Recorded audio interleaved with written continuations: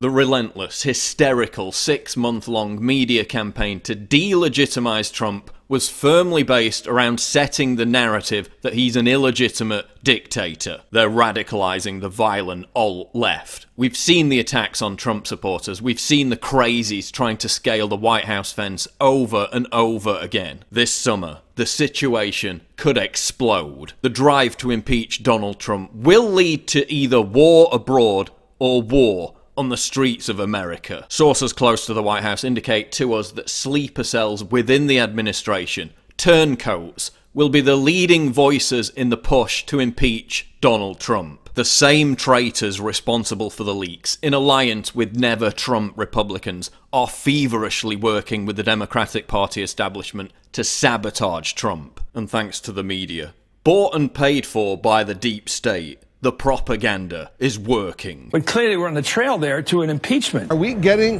closer and closer to the possibility of yet another impeachment process? I rise today, Mr. Speaker, to call for the impeachment of the President of the United States of America. Are well on our way to impeachment. Odds of Trump being impeached by the end of 2017 have shot up past 30%. 48% of Americans want to see it happen, and that's because the media has engaged in blitzkrieg-like onslaughts of deception. We're told this Comey memo is, quote, deeply troubling. So troubling that Comey sat on it for 3 months. So troubling that he kept it quiet for all that time and only released it days after he was fired. What a coincidence! So Trump tells Comey that he hopes he'll be fair to Flynn because he thinks he's a good man.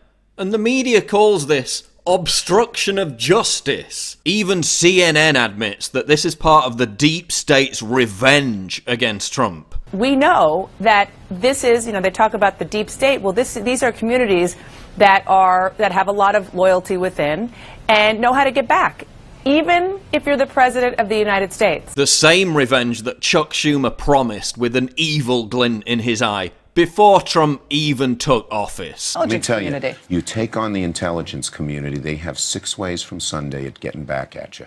So even for a practical, supposedly hard-nosed businessman, he's being really dumb to do this. The leak to the Washington Post. Trump tells Russia how to protect innocent people from being blown up on a plane by ISIS, and he's the monster for trying to save lives. Not a single shred of evidence has ever been presented to prove Trump colluded with Russia to influence the election. But that doesn't matter to these people. The end justifies the means. And the end game is the elimination of Trump at whatever cost to the country. Isn't it rich how they still grandstand like they've got the moral high ground? Keith Olbermann begging foreign countries to launch a coup d'etat. You're literally trying to incite the overthrow of a democratically elected president. You don't have the moral high ground. These people are perfectly willing to see the country fail if it means they can claim they were proven right about Trump. They're quite happy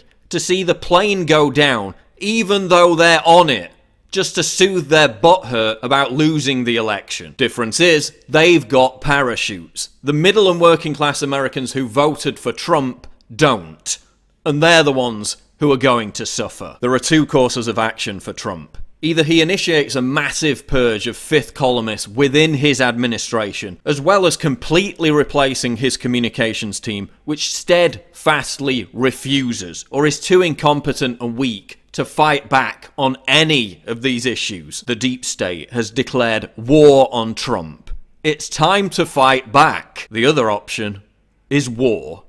You saw what happened after the airstrike on Syria. The deep state left him alone for a few weeks, and his approval rating recovered. Trump could launch a massive war and rally the country around that last refuge of scoundrels, patriotism. But that's exactly what the deep state wants. And once it's over, they'll just keep undermining Trump anyway. Where's this all heading? If the media intensifies this effort to portray Trump as illegitimate, which it will, the situation will explode onto the streets. You'll see massive riots in major American cities this summer. And I'm not talking about protests that boil over. I'm talking full-blown LA-style riots, deaths and destruction of property. It may be triggered by something unrelated to Trump, but the frenzy will all feed into this collapse narrative. That's where it's heading, and that's where they want it to go. The collapse of the Trump presidency, if it cannot be stopped, will make the collapse of Venezuela look like a walk in the park.